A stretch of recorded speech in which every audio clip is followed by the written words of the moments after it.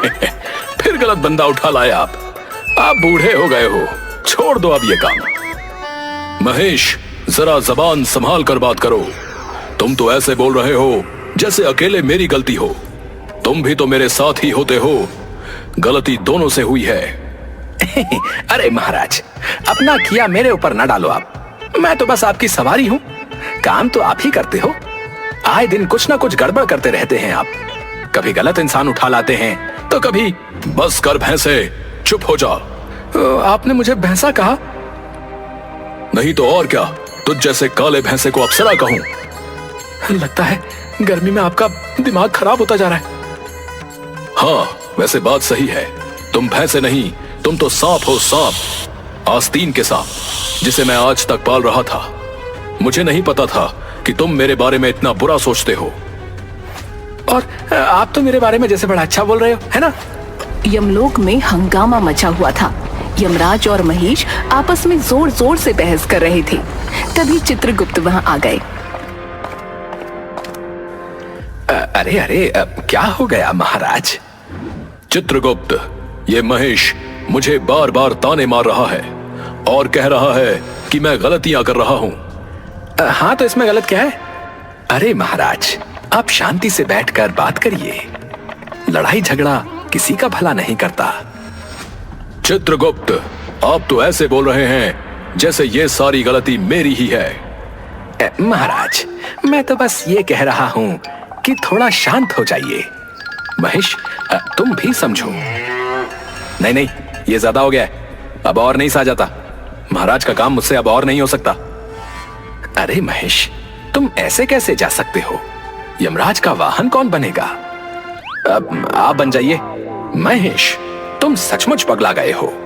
जाने दो इस भैंसे को, किसी और को पकड़ लाएंगे। ठीक है महाराज।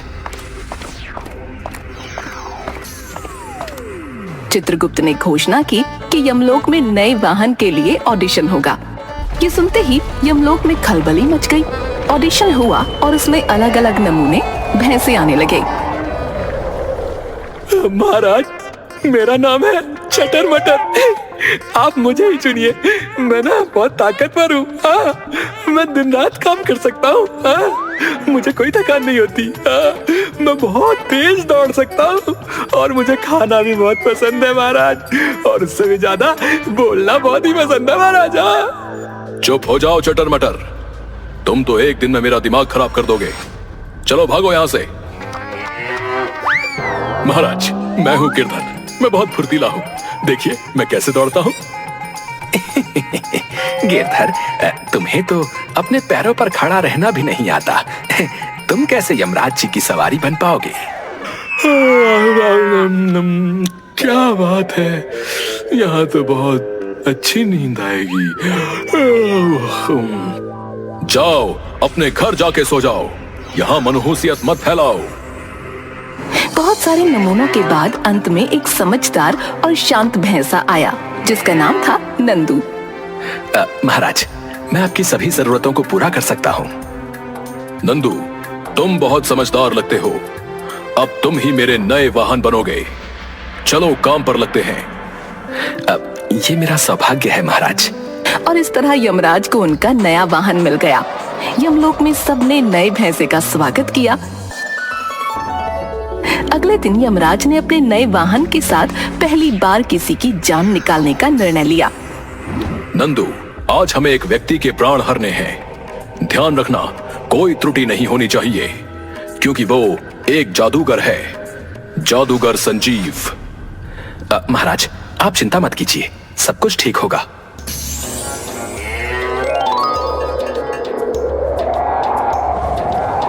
वो लोग जा ही रहे थे कि तभी अचानक नंदू ने बोलना शुरू कर दिया, लेकिन इस बार उसकी आवाज और अंदाज बिल्कुल बदल गए थे। वो एक बूढ़ी औरत की तरह बात करने लगा। अरे बेटा, मेरे बच्चे को जंगल में भेजा था, वो अभी तक वापस नहीं आया बेटा। मेरा दिल घबरा रहा है, पता नहीं किस हाल में होगा। नंदू, ये तुम क्या कर रहे हो? तुम मेरे वाहन हो, नाटक ना करो।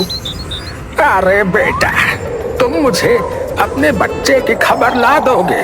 मैं बहुत परेशान हूँ। नंदू, बंद करो ये नाटक, हमें काम पर ध्यान देना है। अरे मेरा बच्चा खो गया है, मुझे उसकी बहुत चिंता हो रही है। नंदू, तुम्हारी तबीयत ठीक नहीं लग रही, आज का काम रहने दो, कल चलते हैं।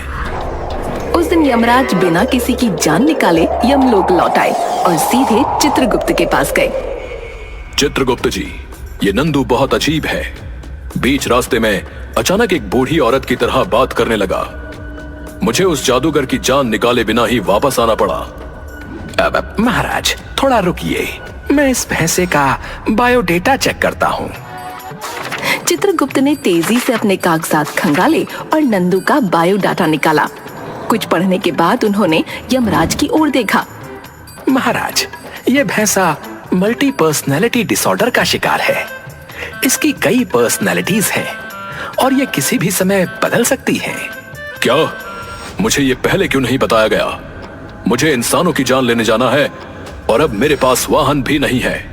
महाराज, आई एम सॉरी, लेकिन अब 2 दिन की छुट्टी हो चुकी है और नया वाहन इतनी जल्दी मिलना मुश्किल है महाराज। हाँ, आप बस सॉरी बोलिए और मैं इस भैंसे रूपी बुढ़िया को झेलूं। Please please please. अच्छा, ठीक है चित्रगुप्त जी, मैं कोशिश करूंगा।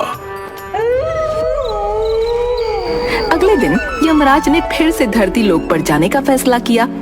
इस बार जैसे ही उन्होंने नंदू पर सवारी की, नंदू ने एक बूढ़े आदमी की तरह बात करना शुरू कर दिया। अरे भाई, मेरी पेंशन क्यों रोक दी? मैं कितनी बार बैंक के चक्कर काटूं? नंदू, ये तुम क्या कर रहे हो?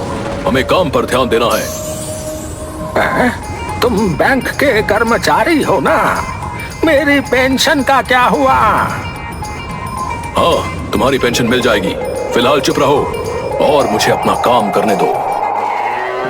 धरती लोक पर पहुंचने के बाद यमराज ने जैसे तैसे जादूगर संजीव की आत्मा निकाली और नंदू के साथ वापस लौटने लगे। लेकिन नंदू फिर से बूढ़े की तरह बात करने लगा। तुम्हारी वजह से मेरी पेंशन रुकी हुई है, मैं तुम्हें नहीं छोड़ूंगा। नंदू, अब ये सब बंद करो, हमें वापस यमलोक जाना है। नहीं, आज मैं तुम्हें सबक सिखाऊंगा। इतना कहकर नंदू यमराज को मारने लगा और इस दौरान यमराज के हाथ से जादूगर की आत्मा निकल गई और वापस वो आत्मा अपने शरीर में पहुंच गई। नंदू, तुमने सब गड़बड़ कर दी। वो आत्मा वापस अपने शरीर में पहुंच गई। क्या आत्मा आत्मा कर रहे हो? हैं? मेरी पेंशन दे दो मुझे। यमराज ने सिर पकड़ लिया। वो फौरन वापस यमलोक पहुंचे और चित्रगुप्त से मिले। गुस्से में उन्होंने पूरी बात चित्रगुप्त को बताई। चित्रगुप्त जी, नंदू ने फिर से सब कुछ बिगाड़ दिया। वो बूढ़े की तरह बात कर रहा था और मुझे बैंक का कर्मचारी समझकर मारने की कोशिश कर रहा था। इस दौरान आत्मा मेरे हाथ से निकल गई और वापस अपने शरीर में पहुंच गई। डेडलाइन निकले 2 दिन हो गए और वो जादूगर अभी भी जिंदा है। अब महाराज, ये तो बड़ी गड़बड़ है। मेरा सुझाव है कि आप महेश को वापस अपना वाहन बना लें। वो ज्यादा भरोसेमंद था। नहीं, कभी नहीं। मैं उस घमंडी महेश को कभी वापस नहीं लूंगा। महाराज, मुझे समझ है कि आप दोनों की कैट फाइट हुई है, लेकिन कैट फाइट? हम दोनों क्या स्कूल गर्ल्स हैं जो हमारी कैट फाइट होगी? अरे भावनाएं समझिए महाराज। नहीं, मैं अपने निर्णय पर अड़ा हूं और अड़ा रहूंगा। फिलहाल नंदू ही मेरा वाहन रहेगा। अंदर ही अंदर यमराज को महेश की याद सता रही थी, क्योंकि महेश के साथ काम करना आसान था और वो भरोसेमंद भी था। लेकिन उनकी ईगो ने उन्हें रोक रखा था। अगले दिन यमराज फिर से नंदू के साथ चले, क्योंकि उन्हें जादूगर संजीव की जान निकालनी थी। लेकिन नंदू ने फिर से अजीब व्यवहार करना शुरू कर दिया। यमराज जी, आप बहुत नालायक स्टूडेंट हैं। आपको बिल्कुल भी होश नहीं है।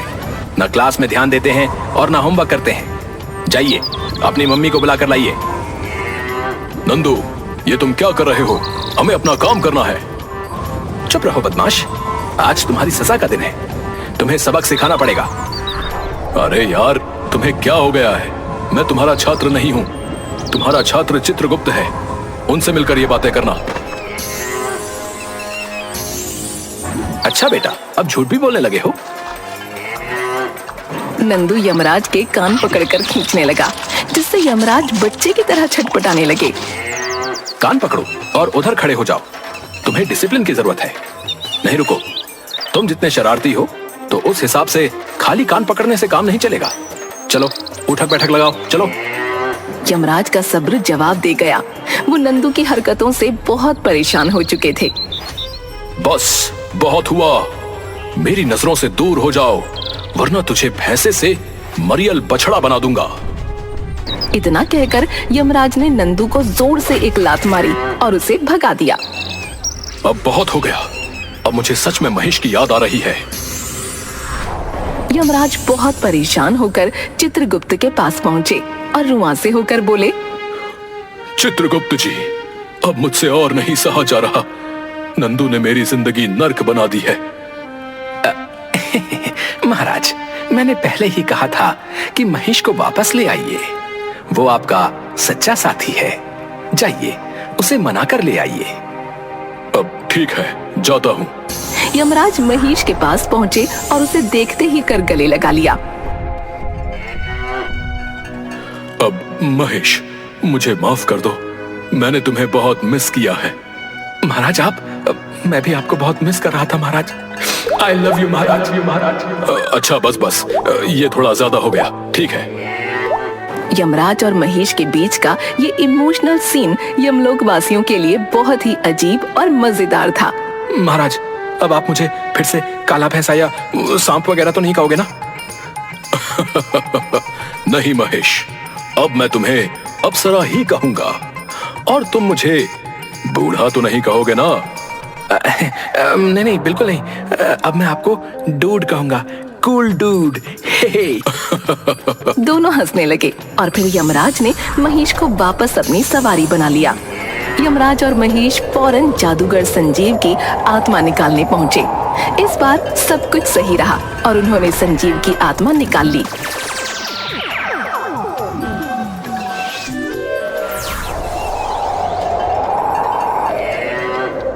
मुझे पहले ही पता चल गया था कि तुम लोग मेरी जान लेने आओगे, इसलिए मैंने महेश पर जादू किया था ताकि वो तुमसे लड़कर अलग हो जाए और तुम मेरी आत्मा ना निकाल पाओ। तो ये सब तुम्हारा किया धरा था? हे भगवान, ये इंसान कितने कमीने होते, मुझ जैसे मासूम भैंसे को भी नहीं छोड़ा। मैं अपने काम में काफी हद तक कामयाब भी हुआ, लेकिन तुम्हारी और महेश की दोस्ती ने आखिरकार मेरे जादू को तोड़ दिया। ये सुनकर यमराज और महेश का गुस्सा 7वें आसमान पर पहुंच गया। वो दोनों संजीव को पीटने लगे।